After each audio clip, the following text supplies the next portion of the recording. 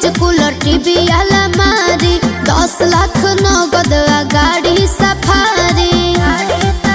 तोके किन लेनी राजा दहे जवाब मजा दे हब ना हम अब से जवाब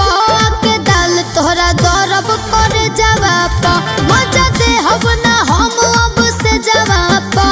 के दाल तोहरा दरब करे जवाब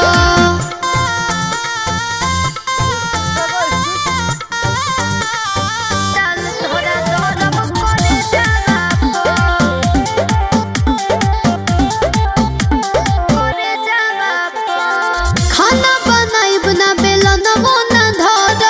सासु ससुर के कहल नहीं कर का बुझाई तोहर भाई से लड़ाई हो जाई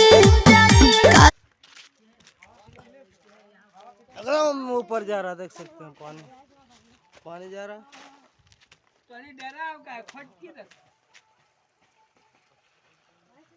हम कहाँ है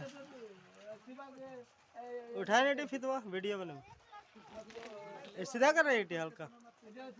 हाँ बस बस बस बस बस बस बस हाँ छोड़ दे